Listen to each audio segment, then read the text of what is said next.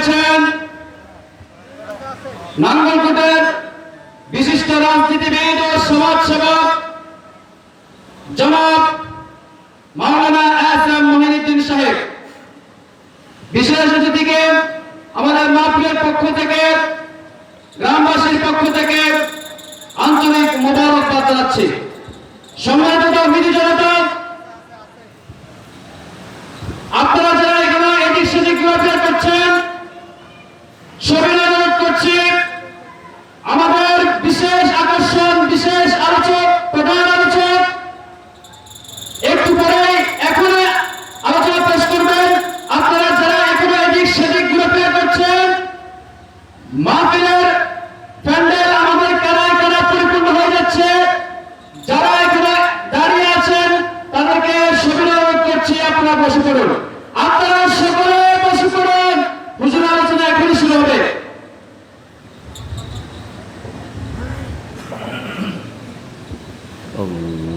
আলহামদুলিল্লাহ, ভাদুয়া সমাজ কল্যাণ পরিষদের উদ্যোগে তৃতীয় বার্ষিক তাফসীরুল কোরআন মাহফিলের আজকের প্রধান আলোচক হিসেবে এখন আপনাদের সামনে তাকরীর পেশ করবেন ইসলামী আন্দোলন বাংলাদেশ পীর সাহেব চরমনায় মনোনীত কুমিল্লা 10 নাঙ্গলকোট লালমাই আসনের সংসদ সদস্য পদপ্রার্থী সায়েন্স ল্যাবরেটরি কেন্দ্রীয় জামে মসজিদের সম্মানিত খতিব, জাতি ইমাম মুয়াজ্জিন কল্যাণ ট্রাস্ট ধর্ম মন্ত্রণালয়ের সম্মানিত সদস্য, জননেতা, বিশিষ্ট আলেমে দ্বীন, প্রখ্যাত ওয়াইজ মুফতি শামসুদ্দোহা আশরাফী। এখন আলোচনা পেশ করবেন মুফতি শামসুদ্দোহা আশরাফী। হযরতকে মাহফিলের পক্ষ থেকে সার্বজনীন আলোচনা করার জন্য সবিনয় অনুরোধ করছি। মাইকে সামনে সাথে রিভাব দিতে বলেছেন। আসসালামু আলাইকুম ওয়া রাহমাতুল্লাহি ওয়া বারাকাতুহু।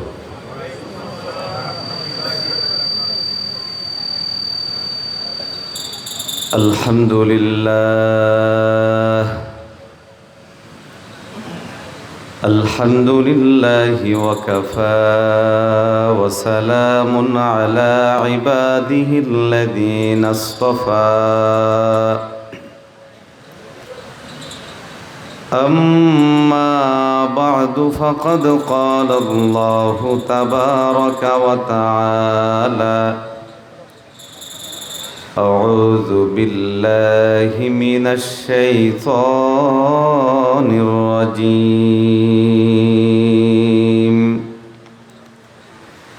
بسم الله الرحمن الرحيم.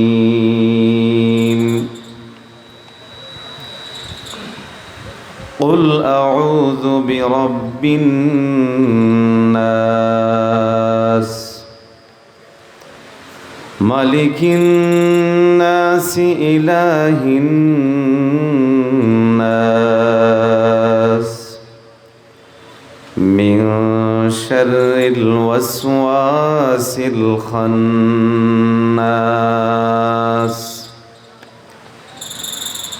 الذي يوسوس في صدور الناس من الجنة والناس. وقال تعالى: ما آتاكم الرسول فخذوه وما نهاكم عنه فانتهوا. وقد قال رسول الله صلى الله عليه وسلم: عليكم بسنتي وسنة الخلفاء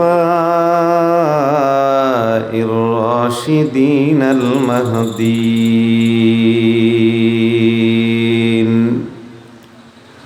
أو كما قال عليه الصلاة والسلام صدق الله مولانا العظيم وصدق رسوله النبي الكريم ونحن على ذلك من الشاهدين والشاكرين والحمد لله رب العالمين সবাই একটু মহব্বতের সাথে দিল খুলে প্রাণ খুলে দিল উজাড় করে একটু জিকির করি লা ইলাহা ইল্লাল্লাহ। ঠিক আছে, ওটা অফ করছেন, ভালো হয়েছে। এতগুলো মানুষ আওয়াজ নাই, রবের জিকির করবে একটু আওয়াজ করে করি লা ইলাহা ইল্লাল্লাহ লা ইলাহা ইল্লাল্লাহ লা ইলাহা ইল্লাল্লাহ লা ইলাহা ইল্লাল্লাহ লা ইলাহা ইল্লাল্লাহ। যারা দাঁড়িয়ে আছি ভাইয়েরা ভিতরে চলে আসেন।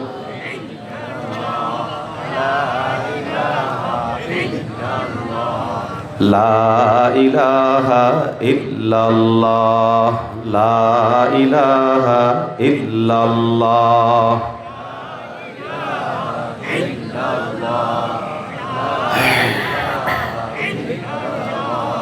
লা ইলাহা ইল্লাল্লাহু মুহাম্মাদুর রাসূলুল্লাহ সাল্লাল্লাহু আলাইহি ওয়াসাল্লাম। আলহামদুলিল্লাহ, রব্বি কারীমের দরবারে লাখো কোটি শুকরিয়া আদায় করছি, যিনি আমাদেরকে ভাতরা সমাজ কল্যাণ পরিষদের উদ্যোগে আয়োজিত আজকের এই তৃতীয়তম ঐতিহাসিক তাফসিরুল কোরআন মাহফিলে আমাদেরকে আসার তৌফিক দান করেছেন। এই জন্য আমরা সকলে মনপ্রাণ খুলে দিল থেকে আওয়াজ করে বলি আলহামদুলিল্লাহ। উপস্থিত অধ্যকারে মাহফিলের সম্মানিত সভাপতি, উপস্থিত সম্মানিত ওলামায়ে কেরাম, সম্মানিত অতিথিবৃন্দ, আমার সামনে উপবিষ্ট সম্মানিত শ্রোতা মণ্ডলী, পর্দার আড়ালের সম্মানিতা মা বোনেরা, আমাদের সামনে বিজ্ঞ আলেম দ্বীন হাফেজ মাওলানা মুফতি মোহাম্মদ শাহ আলম সাহেব আলোচনা করেছেন। আলোচনা করবেন হযরত মাওলানা এম হাসিবুর রহমান। প্রধান অতিথি হিসেবে উপস্থিত থাকবেন আমাদের এই লালমাই নাঙ্গলকোট আসনের বাংলাদেশ জামাত ইসলামী থেকে মনোনীত আমাদের প্রিয় ভাই মাওলানা ইয়াসিন আরাফাত সাহেব সহ বিভিন্ন সম্মানিত মেহমানবৃন্দ।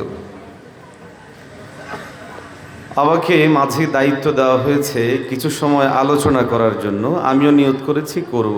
আপনারা শুনবেন তো? আর একটু আওয়াজ দিয়ে বলেন না। আলোচনা করার উদ্দেশ্যে আমি আপনাদের সামনে সূরা আন-নাস থেকে তেলাওয়াত করেছি। কোরআনুল কারীমের মুনাজ্জামের তরতিব হিসেবে সর্বশেষ সূরা আন-নাস। এই সূরার শেষ দিকের কয়েকখানা আয়াতে কারিমাকে সামনে রেখে আমি কিছু আলোচনা করব, যদি আল্লাহ তৌফিক দান করেন। আল্লাহ আমাদেরকে এই সূরার মাধ্যমে কিছু জিনিস থেকে পানাহ চাইতে বলেছেন।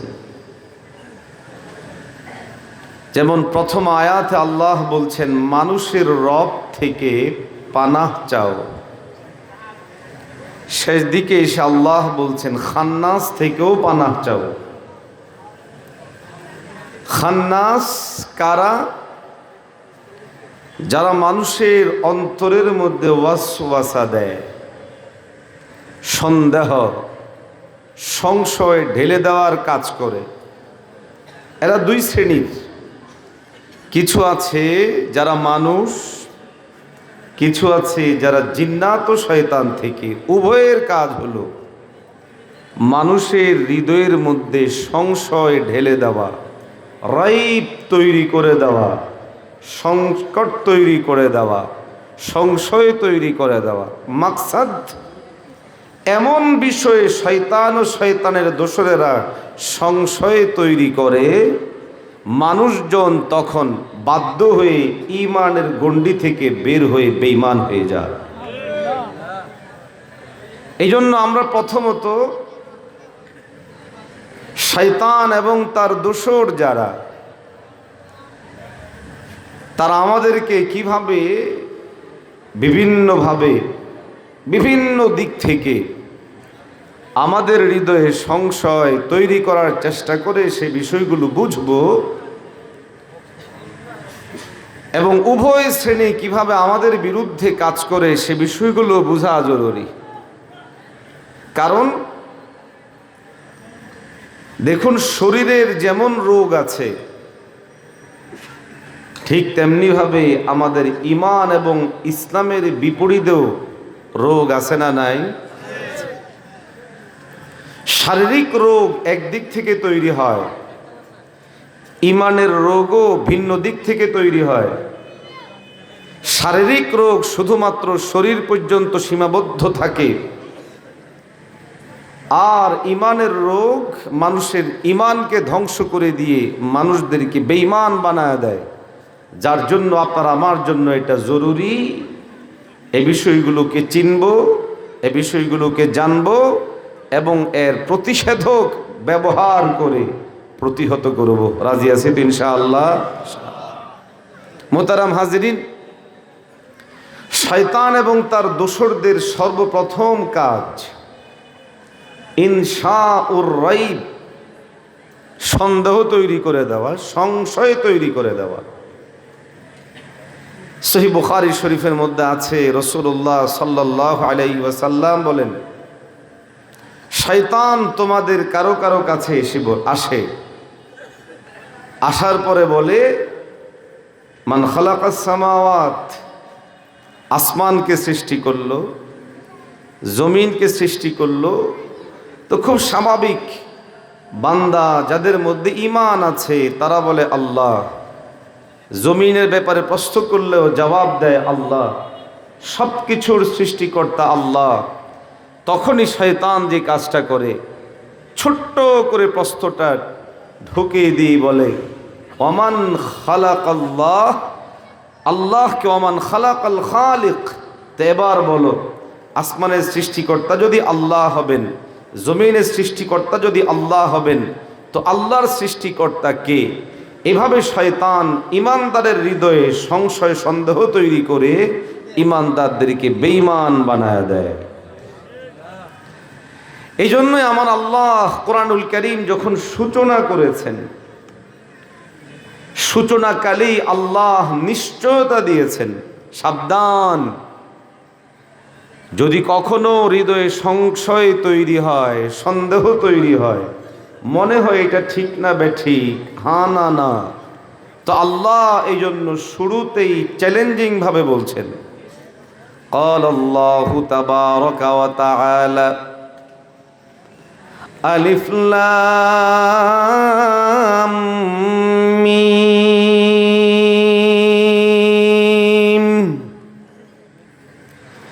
ذلك الكتاب لا ريب فيه هدى للمتقين।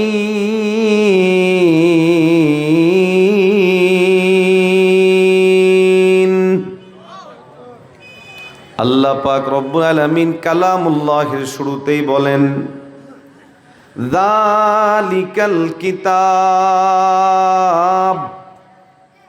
এই কিতাব হলো ওই কিতাব যেই কিতাবের কথা পূর্বোক্ত কিতাবের মধ্যে আছে। এই কিতাব হলো ওই কিতাব যেই কিতাবের কথা হযরতে ঈসা বলেছেন।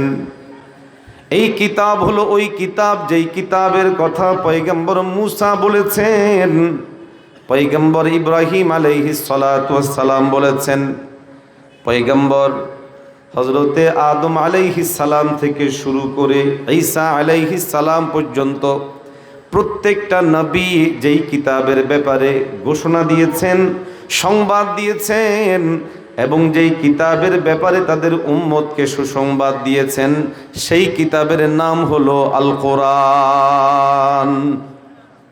সেই কিতাবের নাম আর একটু আওয়াজ দিয়ে বলেন না, সেই কিতাবের নাম যালিকাল কিতাবু লা রাইবা ফীহি।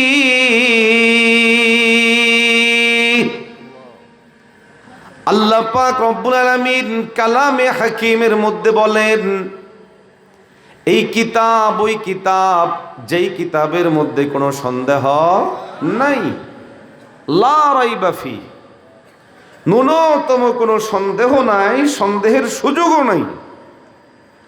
এটা গ্রন্থে বিভিন্ন ধরনের তথ্য উপাত্ত সেখানে থাকে, বিভিন্ন ধরনের বস্তু সেখানে থাকে, ভাষাগত বিষয়, ব্যাকরণগত বিষয়, তথ্যগত বিষয়, তত্ত্বগত বিষয়, ঐতিহাসিক বিচার বিশ্লেষণ। ওয়াল্লাহি কোরআনুল কারীম এমন এক গ্রন্থ যেখানে কোনো দিক বিবেচনায় কোনো সন্দেহ নাই, সন্দেহের সুযোগও নাই, ব্যাকরণগত নয়, ভাষাগত নয়, তথ্যগত নয়, তত্ত্বগত নয়, ইতিহাসগত নয়। আল্লাহ বলেন সংশয়, সন্দেহ, ভুল ইত্যাদির বিষয় তো আসবে পরে। আমি চ্যালেঞ্জিং ভাবে বলছি, লা রাইবা ফি, এতে কোনো সন্দেহ নাই। ওই যুগে আল্লাহ চ্যালেঞ্জ করে গেছেন, গোটা দুনিয়ার কোনো বেঈমান কালামুল্লাহে সামান্য ভুল বের করতে পারেনি, কিয়ামত পর্যন্ত পারবে না। কেন? কারণ এই কালামুল্লাহ হলো নির্ভুল। এই কালামুল্লাহ হচ্ছে এমন গ্রন্থ যাতে সামান্য পরিমাণ ভুল ধরার সুযোগ নাই। তো বেঈমানরা বসে থাকবে? বসে থাকে না। তারা কি করে? শয়তান ও শয়তানের দোসরদেরকে দিয়ে নিত্য নতুন তথ্যোপাত্তকে সামনে এনে চ্যালেঞ্জ তৈরি করার চেষ্টা করে। কোরআন বলে এটা, বিজ্ঞান বলে এটা, কোরআন বলে এটা, বিজ্ঞান বলে এটা, এটা সত্য না এটা সত্য? আল্লাহ বলেন, ইমানদার বলো লা রাইবা ফি, কোরআনে যা আছে তাই সত্য, এটা আমার বিশ্বাস, এটা আমার দৃঢ় বিশ্বাস। বিজ্ঞান ভুল হতে পারে, কোরআন ভুল হতে পারে না। বরং যারা কোরআনকে ভুল প্রমাণ করতে চায় তারা গাদ্দার, তারা বেঈমান, তারা কোরআনকে মিটায় দিতে চায়। আমরা দীপ্ত শপথ নিতে চাই, কেউ যদি কোরআনকে মিটায় দিতে চায় তার বিরুদ্ধে আমরা আন্দোলন করব, প্রয়োজনে জীবন বিলায় দিব। কারা কারা তৈরি? একটু হাত তুলে বলে।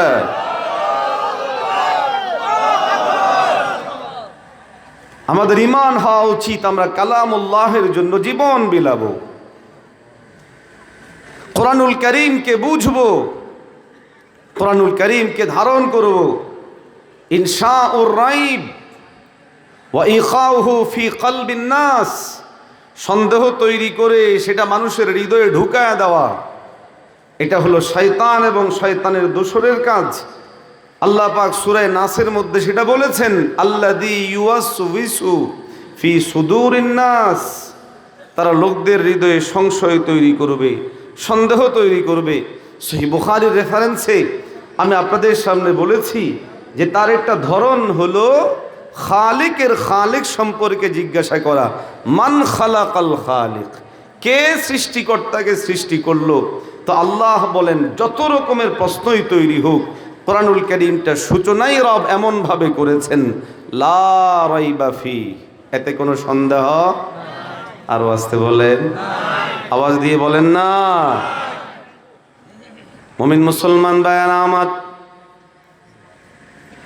আল্লাহ পাক রব্বুল আলামিন কালামুল্লাহের পরতে পরতে আপনার আমাদের জন্য কালামুল্লাহ সম্পর্কে ধারণা দিয়েছেন।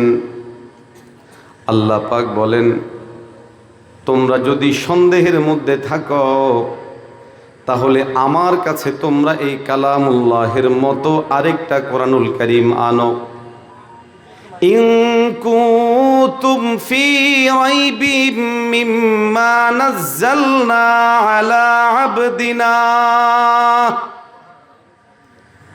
আল্লাহ পাক রব্বুল আলামিন কালামুল্লাহের মধ্যে পরিষ্কারভাবে জানিয়ে বলেন, যদি কোনো তোমরা সংশয় সন্দেহের মধ্যে থাকো, আমি আমার বান্দার উপর, আমি আমার খাস বান্দার উপর যেই কোরআনুল কারীমকে অবতীর্ণ করেছি, এই কোরআনুল কারীমের মধ্যে কোনো সংশয় সন্দেহ থাকতে পারে, যদি এমন কোনো কথা তোমরা বলো, এমন কোনো সংশয় সন্দেহ তোমাদের থাকে, আল্লাহ পাক বলেন চ্যালেঞ্জ গ্রহণ করো। ওই যুগেও কেউ চ্যালেঞ্জ গ্রহণ করতে পারে নাই, কিয়ামত পর্যন্ত কেউ চ্যালেঞ্জ গ্রহণ করতে পারবে না। পারবে? আরো আসতে বলেন, আওয়াজ দিয়ে বলেন না পারবে। কিন্তু ওরা বসেও থাকবে না, ওরা ওদের জায়গা থেকে শয়তানের যে মৌলিক কাজ, সেই কাজের অংশ হিসেবে তারা বিভিন্ন কাজ ঘটায়। এখন গ্লোবাল যুগ, গ্লোবালাইজেশন ওয়ার্কিং মানুষ খুব সহজেই করে, অনলাইনে অফলাইনে বিভিন্নভাবে। তো সন্দেহ তৈরি করার জন্য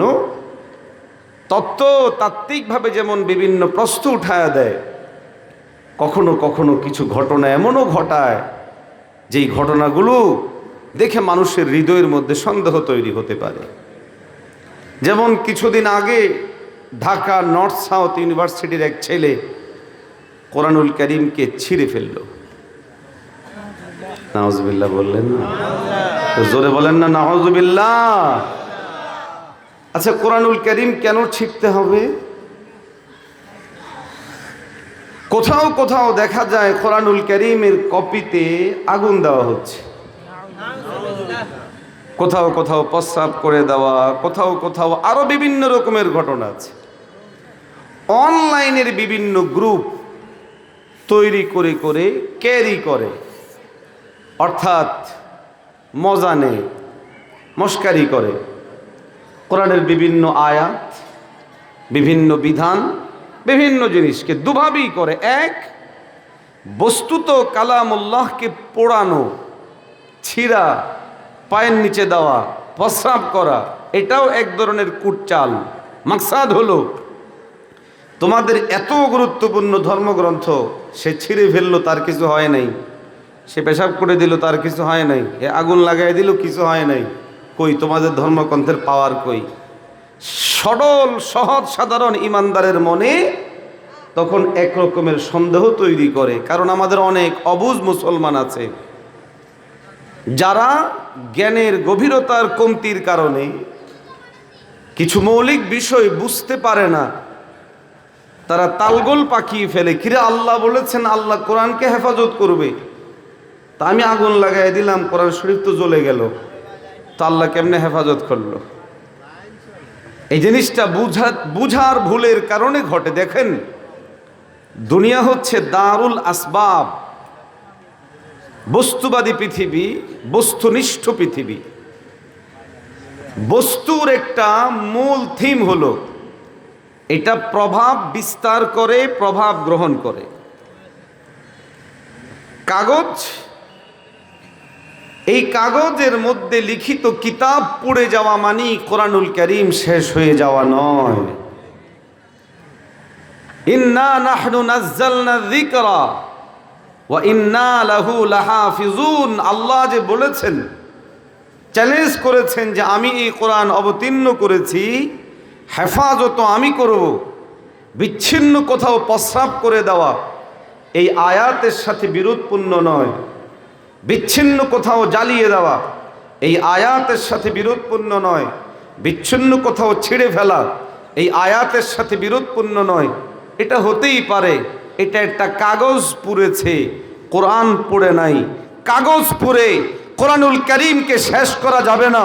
ইংরেজরা লাখ লাখ কপি কোরআনুল কারীম জ্বালায়া দিয়া চেষ্টা করেছে কোরআনুল কারীমকে শেষ করে দিতে, শেষ হয় নাই। সেই যুগের পর যুগ, কালের পর কাল বদমাশারা বাগদাদের সেই সমস্ত মাকতাবাগুলোতে এই পরিমাণ ক্ষতিগ্রস্ত করেছে কিতাবের কালামুল্লাহের কপিতে। কোন কোন ঐতিহাসিকগণ লিখেছেন ফোরাতের নদী কালো হয়ে গিয়েছিল কালামুল্লাহ এবং তার ব্যাখ্যা বিশ্লেষণের কালিতে। কোরআনুল কারীম শেষ হয় নাই, আজকের দিনেও কোরআনুল কারীম আছে, থাকবে। হ্যাঁ, সাময়িকভাবে কিছু সময় কাগজের কোরআন পুড়তে পারে, ছিটতে পারে, জ্বলতে পারে, ভিন্ন কিছু হতে পারে, কোরআনুল কারীম শেষ করা যাবে না। ইতিহাস সাক্ষী, যারা কোরআনুল কারীম শেষ করতে চেয়েছে তারা শেষ হয়েছে, কোরআন শেষ হয় নাই, কোরআনওয়ালা শেষ হয় নাই। কোরআনের প্রভাব এখনো আছে, আগামীতেও থাকবে। আমরা আমাদের রক্তবিন্দু বিলায়া হলেও কোরআনুল কারীমের জন্য জীবন বিলায়া দেব। জোরে বলা ঠিক না বেটে? এটা আমাদের ঈমানি স্পৃহা হওয়া উচিত, ঈমানি মজবুতি হওয়া উচিত, এবং ইনশাআল্লাহ এটা হবে। তো সহজ বিষয় হলো যেটা বুঝুন, আল্লাহ বলেছেন আমি কোরআনুল কারীমের মুহাফিজ, হেফাজতকারী। তো দুই একটা যে জ্বালিয়ে দিচ্ছে, এই জ্বালিয়ে দেওয়াটা হলো শয়তান এবং তার দোসরদের কাজ। আরো আসতে বলে, আওয়াজ দিয়ে বলে না, ঠিক না? মাকসাদ জ্বালায় দাও, জ্বালায় দেওয়ার মাধ্যমে মানুষের অন্তরের মধ্যে একটু সন্দেহ ঢুকায়া দাও। এই কোরআনুল কারীম পুড়ে গেল, তাইলে কি হলো? না, মনে রাখা জরুরি, এটা একটা কাগজের মধ্যে লেখা কোরআন। কাগজ পুড়েছে, কোরআন শেষ হয়ে যায়নি। আর কাগজের মধ্যে থাকা এই কোরআনই কোরআনুল কারীমের শেষ হয়ে যাওয়া নয়, বরং আল্লাহ অবতীর্ণ করেছেন নবীজি সাল্লাল্লাহু আলাইহি ওয়াসাল্লামের কলবে। আল্লাহ সেটাকে হেফাজত করেন কলবে। পৃথিবীতে একটা মাত্র কিতাব যার হাজার হাজার লাখ লাখ হাফেজে কোরআন পাওয়া যায়, সেটা হলো আল কোরআনুল কারীম। আওয়াজ দিয়ে বলেন ঠিক না বেঠিক? মুমিন মুসলমান ভাইয়েরা আমার, কুফফারদের চক্রান্ত, ষড়যন্ত্র, শয়তান এবং শয়তানের দোসরদের আরো একটি অন্যতম চক্রান্ত এবং ষড়যন্ত্র হলো কালামুল্লাহের বিভিন্ন বিধিবিধান সম্পর্কে মানুষের অন্তরের মধ্যে সন্দেহ তৈরি করে দেওয়া। কোরআনুল কারীমের মধ্যে আল্লাহ বিধান জারি করেছেন, আস-সারিকু ওয়াস-সারিকাতু ফাকতাউ আইদিয়াহুমা। আল্লাহ পাক বলেন, চোর এবং চোরনি যারা নির্দিষ্ট পরিমাণ অর্থ যখন চুরি করবে, ওই নির্দিষ্ট পরিমাণ অর্থ চুরি করলে তাদের হাত কেটে দাও। এখন গোটা দুনিয়ার পশ্চিমারা, নাস্তিকেরা, মুরতাদেরা, ইহুদিরা সবাই মিলে একজোট হয়েছে কালামুল্লাহের এই বিধানটা মানবিক নয়, অমানবিক। কোরআনের এই বিধানটা সঠিক নয়, ব্যাঠিক। কোরআনের এই বিধানটা আমাদের সাথে যায় না। কোরআনুল কারীমের এই বিধানটা যদি এইভাবে না হতো, ভিন্নভাবে হলে ভালো হতো। একজন মানুষ চুরি করলো, তার হাত কেটে দেওয়া হবে। এই হাত কেটে দেওয়াটা হয় না, কেননা যদি কোনো হাত কেটে দেওয়া হয় তাহলে এই মানুষটা ভয়ঙ্করভাবে ক্ষতিগ্রস্ত হবে, এটা হতে পারে না। এই জন্য তারা কোরআনুল কারীমের এই বিধানের বিরুদ্ধে বিভিন্ন কথা বলে, এমন মানুষ সমাজে আছে না? না, এদের মাকসাদ হলো মানুষের হৃদয়ে এই সংশয় ঢুকায়া দেওয়া। আয়াত আহকাম, বিধানের যে আয়াত, বিধানের আয়াতের ব্যাপারে মানুষের হৃদয়ে সন্দেহ ঢুকায়া দেওয়া, অমানবিকতা বুঝায়া দেওয়া। হাজরিন, আমার কথা যদি বুঝে থাকেন বলুন, এই আয়াত ভালো মানুষের বিরুদ্ধে না চোরের বিরুদ্ধে? আরো আসতে বলেন। চোর অপরাধী, চোর খারাপ। অপরাধীর শাস্তি না হলে অপরাধ প্রবণতা বেড়ে যায়। শাস্তি নিশ্চিত করা না হলে আইনের প্রতি অবজ্ঞা তৈরি হয়। কথায় কথা সেই জন্য বলা, আমাদের দেশে যারা কোরআনুল কারীমকে সাংবিধানিকভাবে রাষ্ট্রীয়ভাবে মানতে নারাজ এদের বিশাল একটা অংশ রাষ্ট্রের বিভিন্ন কাজের সাথে জড়িত, এবং যখনই এদের ঢাকনা খোলা হয় তখন খুঁজে পাওয়া যায় এদের একজন রাষ্ট্রের কয়েক কোটি টাকা দুর্নীতি করেছে। তো যার জন্য খুব স্বাভাবিক তারা আতঙ্কিত থাকে। হাত কাটার বিধান যদি এসেই যায়, বোর্ড অফিস থেকে বরাদ্দ এসেছিল গরিবের জন্য, সেটা যদি আমি মেরে দিয়েছি, খেয়ে ফেলেছি, তো আতঙ্ক তো আসবেই, আমার তো হাত কাটা যাবে। এই জন্য তিনি বলেন না, এ আইন হতে পারে না, এটা অমানবিক। মেম্বার সাহেব চিন্তা করেন, আমি মেম্বারি অবস্থার মধ্যে, ভুল বুঝবেন না, আমি নির্দিষ্ট কোনো মেম্বারকে বলছি না, ব্যাপকভাবে বলছি, যারা রাষ্ট্রের বিভিন্ন দায়িত্ব পালন করে রাষ্ট্রীয়ভাবে কোরআনুল কারীমের বিধানকে প্রয়োগ করার ক্ষেত্রে বাধা দেয়। কারণ কি? বরং তাদের তো দরকার ছিল উৎসাহিত করবে, এটারও ভালো, এতে করে মানুষ চুরি করবে না, চুরি থেকে দূরে সরবে, মানুষজনের মধ্যে সততা বাড়বে। কিন্তু এরাই কেন বাধা তৈরি করে? সমস্ত প্রশ্নের জবাব হলো, এরা জানে যদি এই বিধান জারি হয় তাহলে আমাদের হাত থাকবে না, এই জন্য বিরোধিতা করে। তবে ইনশাআল্লাহ সুম্মা ইনশাআল্লাহ এদেশে 90% মুসলমানের দেশে একদিন এমন পরিবেশ তৈরি হবে যেই দিন কোরআনী শাসন অবশ্যই প্রতিষ্ঠিত হবে, আকাশের মধ্যে কালিমার পতাকা পতপত পতপত করে উড়বে। জোরে বলে ঠিক না বেঠে?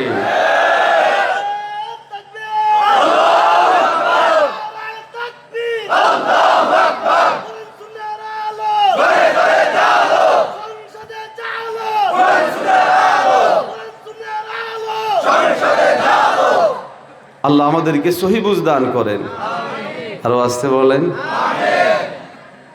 কি অবাক বিষয়, মানুষের চিন্তার পরিধি কত লো লেভেলের দেখেন।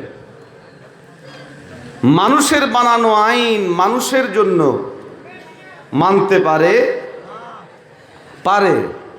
কি না? বলে পারে। আমাদের বর্তমান সংবিধান কি আল্লাহ প্রদত্ত না মানুষের বানানো?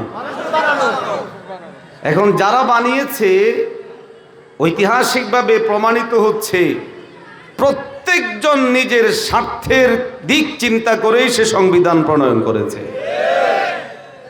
এটাই হলো সবচেয়ে বড় দুর্বলতা।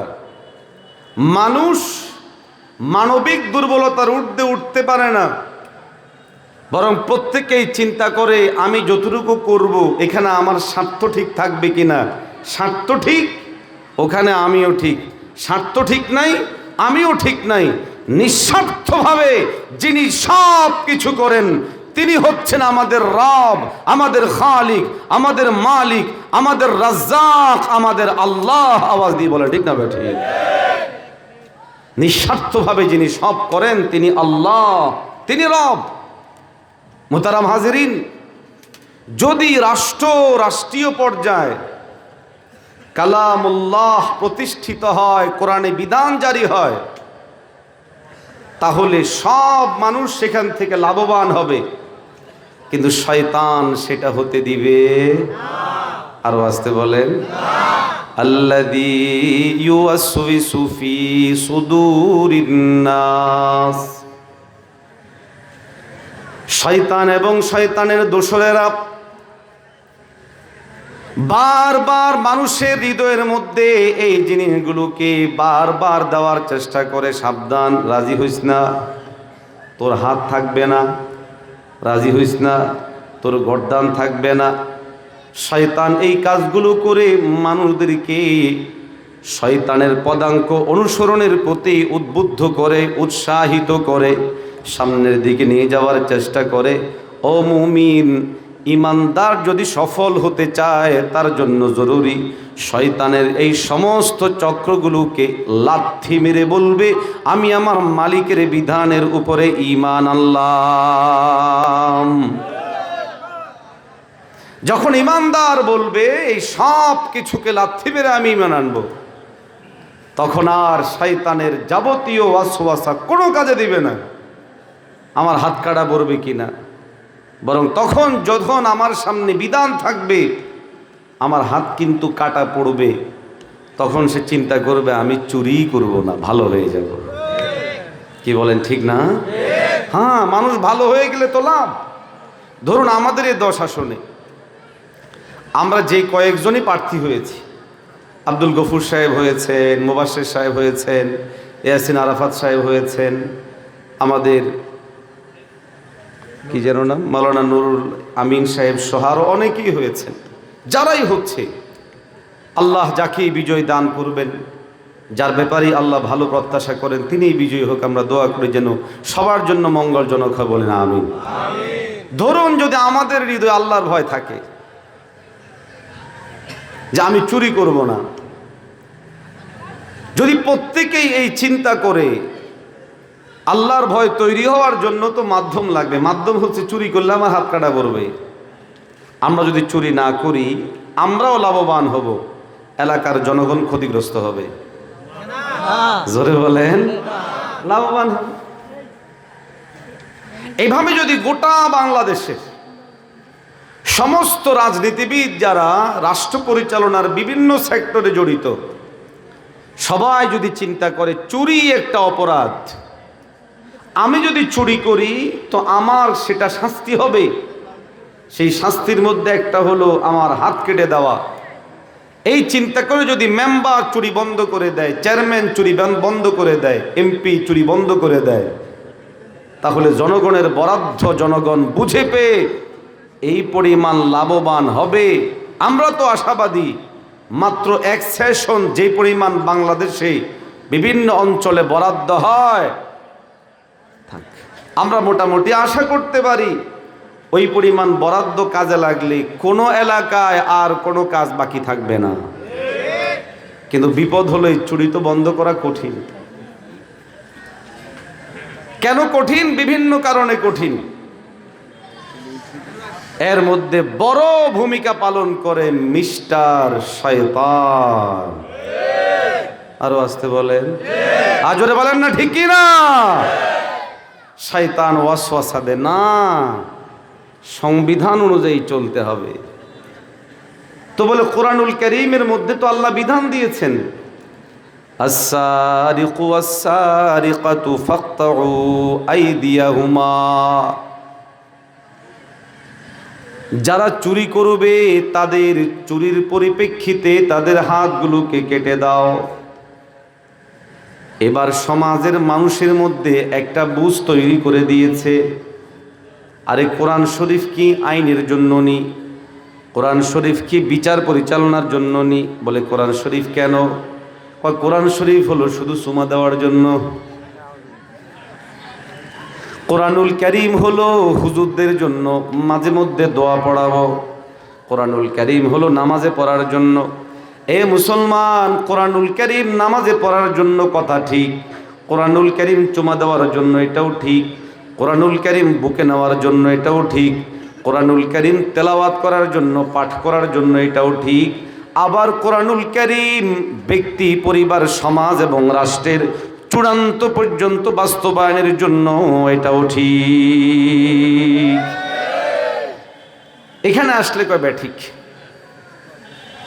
আমাদের বোঝা জরুরি। ইতিহাসের সর্বনিকৃষ্ট সময়, সর্বোৎকৃষ্ট সময়ে পরিবর্তিত হয়েছে এই কোরআনুল কারীমের মাধ্যমে, সুন্নাহের মাধ্যমে, শরিয়ার মাধ্যমে। পৃথিবীর ইতিহাসে আইয়ামে জাহিলিয়ত খ্যাত যুগের মানুষগুলো যুগের শ্রেষ্ঠ মানুষে পরিণত হয়েছেন এই কোরআনুল কারীমের মাধ্যমে, হাদিসের মাধ্যমে, শরীয়তের মাধ্যমে। অতএব আজকের দিনেও যদি কোনো সোনার মানুষ তৈরি করতে হয়, ভালো মানুষ তৈরি করতে হয়, কোরআনুল কারীমের কোনো বিকল্প নাই। এর বাহিরে যত তন্ত্র আছে, মন্ত্র আছে, সব শয়তান এবং তার দোসরদের পক্ষ থেকে দেওয়া। ইমানদারের জন্য জরুরি কোরআনকে আঁকড়ে ধরবে আর তন্ত্র মন্ত্রকে নিক্ষেপ করে ফেলে দিবে। এটার উপরে আসতে পারলে সফলতা আমাদেরকে অবশ্যই আল্লাহ দান করবেন। قال الله تبارك وتعالى ما آتاكم الرسول فخذوه وما نهاكم عنه فانتهوا। পয়গম্বর আলাইহিস সালাতু ওয়াস সালামের ব্যাপারে আল্লাহ বলেন, হে দুনিয়াবাসী, মুহাম্মাদুর রাসূলুল্লাহ সাল্লাল্লাহু আলাইহি ওয়াসাল্লাম তোমাদের সামনে যা কিছু আনেন, যা কিছু নিয়ে তোমাদের কাছে আগমন করেন তা তোমরা গ্রহণ করো। ওয়ামা নাহাকুম আনহু ফান্তাহু, আর পয়গম্বর তোমাদেরকে যা যা কিছু থেকে করতে নিষেধ করেন সেখান থেকে তোমরা বিরত থাকো। আল্লাহ পাক রব্বুল আলামিন কালামুল্লাহের মধ্যে মূলনীতি দিয়ে আমাদের বাঁচার উপায় বাতলিয়েছেন, আমাদের সংশোধন হওয়ার, আমাদের পরিষ্কার হওয়ার, আমাদের ভালো হওয়ার পথ এবং পন্থাগুলো বাতলিয়েছেন। আল্লাহ বলেন মানদণ্ড, নবীর মাধ্যমে আমি যা দিব, ওয়াহি মাতলু কোরআন হতে পারে, ওয়াহি গায়রে মাতলু হাদিস হতে পারে। পয়গম্বর আলাইহিস সালাতু ওয়াস সালাম যা বলে তোমরা সেটা আঁকড়ে ধরো। পয়গম্বর আলাইহিস সালাম যা থেকে তোমাদেরকে বিরত থাকতে বলে তোমরা বিরত থাকো। আল্লাহ পাকের নির্দেশিত এই জিনিস থেকে আমাদেরকে বের করার জন্য গোটা দুনিয়ার শয়তান এবং তার দোসরেরা মিলে বের করলো, এটা হয় না। বরং মানুষের চাহিদা অনুযায়ী বিভিন্ন সিদ্ধান্ত গ্রহণ করতে হবে, যার জন্য রাষ্ট্রীয় ডিজাইন করা হলো গণতন্ত্রের আলোকে। এটাও শয়তানের বড় কুটচাল। গণতন্ত্র মানুষের বানানো আইন, এটা দুইটা ধারা। একটা ধারা হলো যেটা কোরআন সুন্নাহর সাথে সংঘর্ষ নাই, অসুবিধা নাই। আরেকটা ধারা হচ্ছে কোরআন সুন্নাহর সাথে যেটা বিরোধপূর্ণ, অবশ্যই সেটা সমস্যাপূর্ণ, জটিল সমস্যাপূর্ণ। যার হৃদয়ে সামান্য ঈমান আছে সে বলবে আমি কোরআনের বিধানকেই মানি, মানবরচিত বিধানকে আমি লাথি মারি, এটা আমি মানব না। জোরে বলে ঠিক না বেটে? কেন? এটা মানব সভ্যতা টিকিয়ে রাখার জন্যই। আমি তিনটা উদাহরণ দিচ্ছি। কষ্ট হচ্ছে? বিরক্ত হচ্ছেন না? এক নাম্বার উদাহরণ, মাদক। কোরআনে হাদিসে বৈধ না অবৈধ? আরো আসতে বলেন, হালাল না হারাম? আচ্ছা, মাদকটা ধর্মীয় আলাপের বাহিরে গিয়ে আমরা যদি ডাক্তারদের দিক বিবেচনা করে কথাবার্তা বলি, মানব দেহের কথা চিন্তা করে কথাবার্তা বলি, বলুন তো মাদক শরীরের জন্য উপকারী না ক্ষতিকর? তো ক্ষতিকর জিনিস মাদক শুধুমাত্র শরীরের ক্ষতি নয়, মনস্তত্ত্বকেও নষ্ট করে দেয়, মানসিকভাবে মানুষদেরকে ক্ষতি করে, আর্থিকভাবে মানুষের ক্ষতি করে, মানুষের ইজ্জত আব্রুকে ধ্বংস করে দেয়। কিন্তু মাদক আমাদের দেশে বৈধ না অবৈধ? বৈধ না অবৈধ? বৈধ। বৈধতা দেওয়া হলো ভিত্তি কি? ভিত্তি হলো মানুষের চাহিদা। কার চাহিদা? মানুষের চাহিদা। মানুষে চায়, এই জন্য মাদকের লাইসেন্স দিয়ে দেওয়া হয়েছে। কেউ যদি মাদক গ্রহণ করতে চায়, যাও চট্টগ্রামে, যাও লাকসামে, যাও নাঙ্গলকোটের অমুক মার্কেটে, ওখানে গিয়ে মাদক খাও। অনুমোদনের সিস্টেম আছে না নাই? কেন? স্পষ্টভাবে হারাম এই বস্তুকে কোন জিনিস বৈধতা দেওয়ার জন্য অনুমোদন দিল? কয় সহজ জিনিস, সংবিধান দিয়েছে। আমার সংবিধান অনুমোদন দেয়। জেনা ব্যভিচার ভালো জিনিস না খারাপ জিনিস? এই জেনার কারণে মানুষের চতুর্মুখী ক্ষতি হয়। কত রকম ক্ষতি হয় সবাই জানি। কিন্তু আমাদের দেশে এটারও বৈধ পন্থা বের করা হয়েছে না হয় নাই? জোরে বলেন। বেশ্যালয় দিয়ে দেওয়া হয়েছে, বিভিন্ন জায়গায় বেশ্যালয় দিয়ে দেওয়া হয়েছে, পতিতালয়। কেউ যদি চায় পতিতালয়ে গিয়ে সে স্বাভাবিকভাবে তার এই কুপ্রবৃত্তি যেটা এই সেই আজে বাজে চরিত্র সে চরিতার্থ করতে পারবে। অথচ এই জেনা স্পষ্ট হারাম, কোরআনে বর্ণিত, মাদক স্পষ্ট হারাম, কোরআনে বর্ণিত। কুফফাররা কিসের ভিত্তিতে এটা আপনার আমার এখানে ঢুকায়া দিল? কেন আপনার আমার হৃদয়ে আগুন জ্বলে ওঠে না? কারণ একটাই, সংবিধান। কি বিধান? জোরে বলেন না। আমাদের বিধান ও সংবিধানে আছে তো, এটা একটা বৈধতা দেওয়া হয়েছে বাস। সুদ হালাল না হারাম? জোরে বলেন। বৈধ না অবৈধ? কিন্তু আমাদের রাষ্ট্রীয় আইনে হ্যাঁ বৈধ। বড় আপনি বাধ্য। ব্যবসা করতে যাবেন, ব্যাংকওয়ালারা পিছনে লাগবে, না হয় দুদুকে গিয়ে খবর দিবে অমুক মিয়া নির্বাচন এই ব্যবসা করতে নামছে, এর পিছনে দৌড়াও। কেন আজকে আমাদের দেশের মানুষ দুর্নীতি করে? কারণ পরিবেশটা এমন তৈরি করা হয়েছে, যেই পরিবেশ থেকেই মানুষদেরকে দুর্নীতি করতে বাধ্য করা হয়। জোরে বলে ঠিক না বেটি? এই যে আমরা বোকার মতো রাজনীতি করতে নেমেছি, নির্বাচনের মাঠে নামছি, তো অনেকে মজা নেই, হুজুর নির্বাচন করতে নামছেন যে টাকা পয়সা আসেনি। আচ্ছা ভাই বলেন তো, এটা জাস্ট এটা প্রসঙ্গত কথা বললাম, মূল কথার ফাঁকে বুঝার জন্য। একজন এমপি সাহেবের উন্নয়নমূলক যে সমস্ত কাজের সাথে তার সম্পৃক্ত, কোনো এমপি তার পকেটের টাকা খরচ করে? খরচ করা লাগে? তার বাবার টাকা খরচ করে? লাগে না তো। এখানে আপনারা অনেকেই আছেন যারা রাজনৈতিক সচেতন। তো কেন আমাদের মধ্যে যারা এখানে আসে মানে প্রচুর টাকা কেন আগে খরচ করতে হয়? ওই যে আমাদের সিস্টেম নষ্ট হয়ে গেছে, মানুষজনের মধ্যে একটা বদ্ধমূল হয়ে গিয়েছে।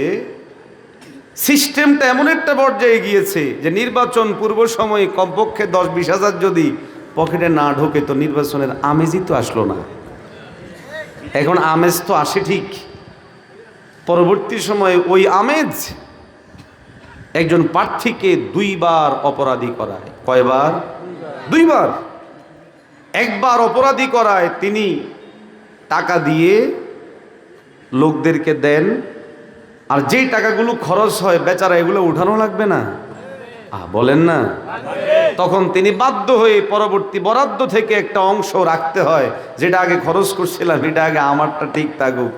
আবার আরেকটা রাখে যেন আগামী নির্বাচনে আবার যদি আমি নির্বাচন করি তো সেটাও যেন আমার ঠিক থাকে। এই 2টা অপরাধ মৌলিকভাবে করতে হয় আমাদের সিস্টেম নষ্ট হয়ে যাওয়ার কারণে। ও ভাই, এখান থেকে বের হয়ে আসি না আমরা? বের হয়ে আসার পর একটা মানদণ্ডের উপর আমরা সবাই আসি। সেই মানদণ্ডে যদি আমাদের জনাব আব্দুল গফুর ভূঁইয়া সাহেব প্রাধান্য পায়, ওনাকে সবাই মিলে দিব। যদি মাওলানা ইয়াসিন আরাফাত সাহেব প্রাধান্য পায়, ওনাকে দেওয়া হবে। যদি মুবাশশির ভূঁইয়া সাহেব প্রাধান্য পায়, ওনাকে দেওয়া হবে। যদি শামসুদ্দোহা আশরাফি সাহেব হয়, ওনাকে দেওয়া হবে। না, আমার ব্যাপারে আসতে বললেন। কেউ আমাদেরকে টাকা দিবে না, কেউ আমাদের কাছ থেকে টাকা নিবে না। নিরেট মানদণ্ড হবে তিনি সৎ কিনা, আমানতদার কিনা, দিনদার কিনা, আমাদের জান এবং মালের জন্য নিরাপত্তা দিবেন কিনা। বাস এটা যিনি হবেন, আমরা সবাই মিলে তাকে আমাদের লিডার বানায় দিব। বাস তিনি আমাদেরকে টাকা দিতে হয়নি, ফলে দুর্নীতিও করতে হবে না। আগামী নির্বাচনের জন্য আবার টাকা নিয়ে আগাম প্রস্তুতিও নেওয়া লাগবে না। ফলে আমার অঞ্চল হবে একটা সোনার অঞ্চল। কিন্তু এটা কি করা সম্ভব? সম্ভব হবে যদি আমরা সবাই মিলে চাই। যাক, এটা একটা প্রাসঙ্গিক কথা আসলে এই জন্য বলা, অর্থাৎ আমরা আমাদের জায়গা থেকে হারাম ও অবৈধতায় এমনভাবে অভ্যস্ত হয়ে গিয়েছি যে এটাকেই বলে যে দিস ইজ নর্মাল। একদমই ইজিলি এটা নর্মালি বিষয় হয়ে দাঁড়িয়েছে। ওয়াল্লাহি এটা নর্মাল হতে পারে না। আমি আমার রবকে ভয় করি, আমি আমার আল্লাহকে ভয় করি। একটি টাকা একটি বিষয় আমার মাধ্যমে যদি অবৈধভাবে হয়, আমি কাল কিয়ামতের মাঠকে ভয় করি। আমার আল্লাহ যদি আমাকে ধরে বসে এই 1 টাকার জবাব দাও, একটা বিষয়ের জবাব দাও, একটা বিচারের জবাব দাও, আমি বিচার দিতে পারবো না। অতএব নেতৃত্ব কর্তৃত্বের আমার কোনো প্রয়োজন নাই। আমি মালিককে ভয় করি। মালিকের এই জমিনে আমি আল্লাহর বিধান বাস্তবায়ন করব, এটাই আমার চূড়ান্ত সিদ্ধান্ত হবে। জোরে বলেন ঠিক না বেটে? সিদ্ধান্ত তো এখানে হওয়া জরুরি, কিন্তু আমাদেরকে লিবারেল করে ফেলেছে। একটু করে লিবারেল হন না, অসুবিধা কি? কিছু লোক মদ খাবে, খাক না। কিছু লোক গাঁজা টানবে, টানুক না। কিছু মানুষ চুরি বাটপারি করবে, করুক না। কিছু মানুষ এটা করবে, ওটা করবে, ওটা করবে না। ইমানদার পরিষ্কার ভাবে বলবে, হোক সেটা রাষ্ট্রীয় সিদ্ধান্ত, আমার মালিকের সিদ্ধান্তের বিপরীতে হলে আমি মানব না। হোক সেটা আমার এমপির সিদ্ধান্ত, আমার মালিকের বিপরীতে হলে আমি মানব না। হোক সেটা আমার চেয়ারম্যানের সিদ্ধান্ত, আমার মালিকের বিপরীতে হলে মানব না। আমি গোলাম যার, বিধান মানব তার। আমি আল্লাহর গোলাম। আল্লাহর বিধান বাস্তবায়নের জন্য রাজপথকে প্রকম্পিত করব। কারা কারা তৈরি? একটু হাত তোলে বলা।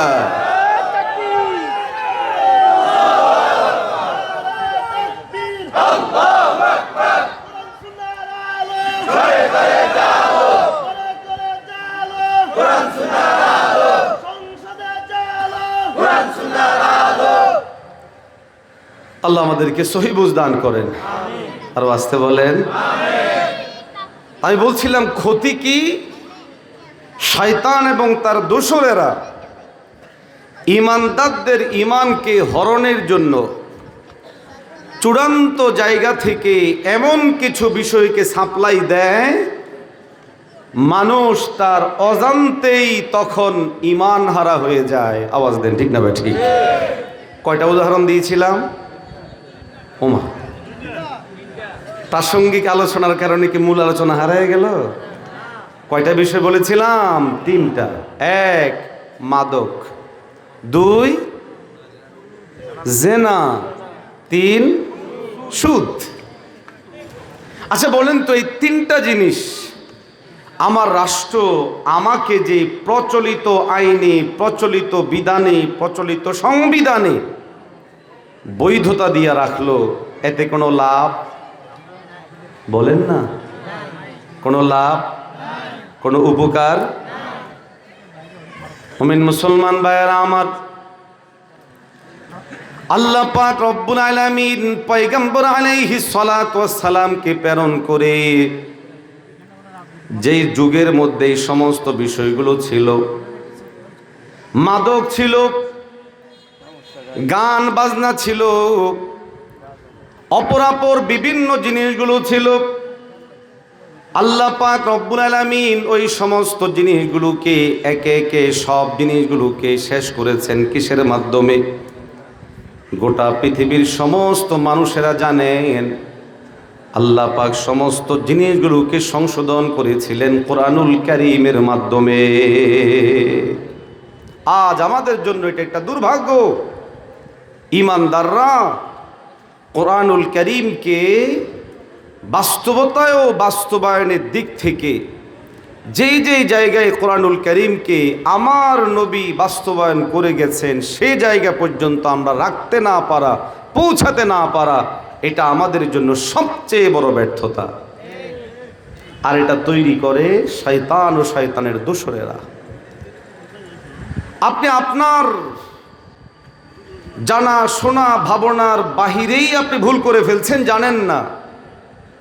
পয়গম্বর আলাইহিস সালাম যখন আগমন করেন, ওই সময়ে সুদ ছিল কি ছিল না? আজরে বলেন না, ছিল, ভয়ঙ্করভাবে ছিল। এরা বলতো, হে যেমন টাকা লাগায় ব্যবসা করে, আমিও একটা ব্যবসা করি আর কি। সে 1 লাখ টাকা ব্যবসায় লাগিয়ে সেখান থেকে যদি 1000 টাকা লাভ করে, আমিও এখানে 1 লাখ টাকা লাগালাম, লাগায় আমিও কি করলাম? 1000 লাভ করলাম। তো অসুবিধা কি? এভাবে উদাহরণ দিত। আল্লাহ পরিষ্কার ভাষায় বলেছেন, না, ব্যবসা আর সুদ এক নয়, বরং দুটো সম্পূর্ণ ভিন্ন জিনিস। সুদের কারণে জুলুম তৈরি হয়, সুদের কারণে একটা পক্ষ চরমভাবে ক্ষতিগ্রস্ত হয়। সুদ শয়তান কর্তৃক আদিত অর্থ ব্যবস্থা, যেটার মাধ্যমে ইমানদারদেরকে ক্ষতিগ্রস্ত করে, শুধু এমন নয় বরং টোটাল মানব সভ্যতাকে ক্ষতিগ্রস্ত করে। আওয়াজ দিয়ে বলেন ঠিক না বেঠে? মুসলমান ভাইয়েরা আমার, এই জন্য আপনি আমি যদি কোনো সমাধান পেতে চাই, টোটাল মানব সভ্যতার জন্য আল্লাহ পাক রব্বুল আলামিন সমাধান রেখে দিয়েছেন কালামুল্লাহের মধ্যে। পয়গম্বর আলাইহিস সালাতু ওয়াস সালামের সিরাতের মধ্যে নবীজি মুহাম্মদুর রাসূলুল্লাহ সাল্লাল্লাহু আলাইহি ওয়াসাল্লাম আপনার আমাদের জন্য টোটাল 63 বছরের জীবনটাই আমাদের জন্য একটা মডেল। এর মধ্যে নবুয়তের আন্দাজে 23 বছরের গোটা হায়াতে পয়গম্বর আলাইহিস সালাতু ওয়াস সালাম আমাদের সামনে পরিষ্কারভাবে জানান দিয়েছেন কিভাবে আমি আমাকে গড়ব, কিভাবে আমি আমার পরিবারকে গড়ব, কিভাবে আমি আমার সমাজ চালাবো, কিভাবে আমি আমার রাষ্ট্র চালাবো। পয়গম্বর আলাইহিস সালাতু ওয়াস সালামের হায়াতে জিন্দেগির মধ্যে এই সমস্ত জিনিসের সমাধান আছে না না? আরো জোরে আওয়াজ দিয়ে বলেন আছে না নাই? এটা দিলে বসানো জরুরি। পৃথিবীতে আমার নবীর চেয়ে আদর্শবান কেউ হতে পারে না, আমার নবীর চেয়ে আখলাকওয়ালা কেউ হতে পারে না, আমার নবীর দর্শনের চেয়ে উন্নত দর্শন কারোটাই হতে পারে না। আমার নবীর আদর্শ উত্তম, আমার নবীর আখলাক উত্তম, আমার নবীর দর্শন উত্তম। পয়গম্বর আলাইহিস সালাতু ওয়াস সালাম সামগ্রিক দিক থেকে সর্বোত্তমতার জায়গায় আল্লাহ কোরআনুল কারীমের মাধ্যমে গোটা মানব সভ্যতাকে সামগ্রিকভাবে উন্নতি করার জন্যই এই বিধান দান করেছেন। আওয়াজ দিয়ে বলেন ঠিক না বেঠিক? মুসলমান ভাইয়েরা আমার, আল্লাহ পাক রব্বুল আলামিন আপনার আমাকে পয়গম্বর আলাইহিস সালাতু ওয়াস সালামের মাধ্যমে দিক নির্দেশনা দিয়েছেন। পয়গম্বর আলাইহিস সালাম এই দিক নির্দেশনাকে দুইভাবেই পালন করেছেন। একটা হলো মৌখিক বক্তব্যের মাধ্যমে, আরেকটা হলো পয়গম্বর আলাইহিস সালাতু ওয়াস সালাম সামগ্রিকভাবে নিজে আমলান বাস্তবায়িত করে পয়গম্বর আলাইহিস সালাম সেইগুলোকে আমাদের জন্য শিখিয়ে গেছেন। হে মুসলমান, শয়তান যতই ওয়াসওয়াসা দিক, শয়তান যত ধরনের মানুষের মধ্যে সংশয় সন্দেহ তৈরি করুক, কোরআনুল কারীমকে নিয়ে যত ধরনের সংশয় সন্দেহ তৈরি করুক, কোরআনুল কারীমের বিধান এবং সংবিধান নিয়ে মানুষের অন্তরের মধ্যে যত সন্দেহ তৈরি করুক, সমস্ত সন্দেহগুলো কেটে যাবে যদি ইমানদার এই কালামুল্লাহকে সঠিকভাবে ধারণ করতে পারে। সুদ হারাম, এটা আমি ধারণ করতে হবে। ঘুষ হারাম, এটা আমি ধারণ করতে হবে। মাদক হারাম, এটা আমি ধারণ করতে হবে। জানা ব্যভিচার হারাম, এটা ধারণ করতে হবে। যদি সেটা রাষ্ট্র বৈধতা দেয়, আমার ঈমান আগে, রাষ্ট্রের সিদ্ধান্ত পরে আমার ঈমান আগে, ইসলাম আগে। কোরআন যেটাকে হালাল বলে ঈমানদার সেটাকে হালাল বলবে, কোরআন যেটাকে হারাম বলে ঈমানদার সেটাকে হারাম বলবে। এই জন্য গানের শিক্ষক যে নিয়োগ দেওয়া হলো, আমরা সেটা মানিনি। আলহামদুলিল্লাহ, রাজপথে আমরা আন্দোলন করেছি, রাষ্ট্র বাধ্য হয়েছে আগের গেজেট পরিবর্তন করে নতুন গেজেট আবার এনে দেওয়ার জন্য। আমাদেরকে কেউ কেউ বলছিল যে এই আন্দোলনে লাভ হবে না, তা আমরা বলছি লাভ হোক কিংবা লস, এটা আমাদের ইমানি দায়িত্ব। গানের মতো এমন ভয়ঙ্কর ভয়াবহ হারাম জিনিস আমাদের স্কুলে, আমাদের প্রতিষ্ঠানগুলোতে শিক্ষক নিয়োগ দেওয়ার মাধ্যমে শেখানো হবে। অন্তত এই শয়তানিটুকুকে কোনো ইমানদার বরদাস্ত করতে পারে না, সহ্য করতে পারে না। আমরা প্রতিবাদ জানিয়েছি গানের বিরুদ্ধে। আলহামদুলিল্লাহ, সেটার গেজেট আপাততের জন্য স্থগিত করে নতুন গেজেট দেওয়া হয়েছে। অতএব আপনার আমার জন্য এটা জরুরি, হারাম কোনো জিনিস আসলেই এটার বিরুদ্ধে প্রতিবাদ করব। রাজি তো ইনশাআল্লাহ?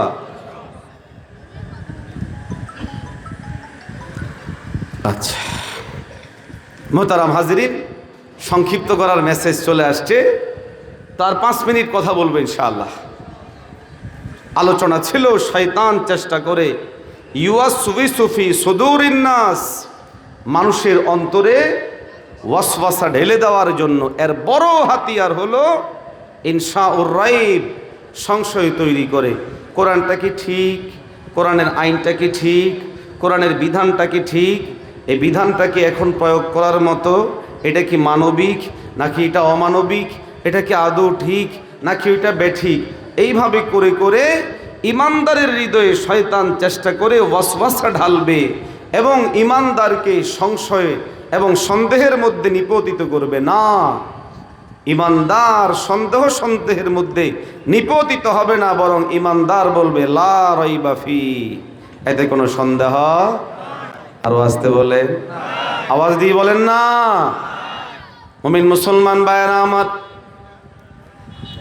নবীজি মুহাম্মদুর রাসূলুল্লাহ সাল্লাল্লাহু আলাইহি ওয়াসাল্লামকে যদি মুমিনের আদর্শ হিসেবে গ্রহণ করে, ইমানদাররা যদি পয়গম্বর আলাইহিস সালাতু ওয়াস সালামকে মজবুতির সাথে ধারণ করে পয়গম্বর আলাইহিস সালাতু ওয়াস সালামের রেখে যাওয়া বক্তব্য, বয়ান এবং যাবতীয় দিক নির্দেশনাতে মেনে চলে, তাহলে ইমানদারদেরকে হেফাজত করবেন কে?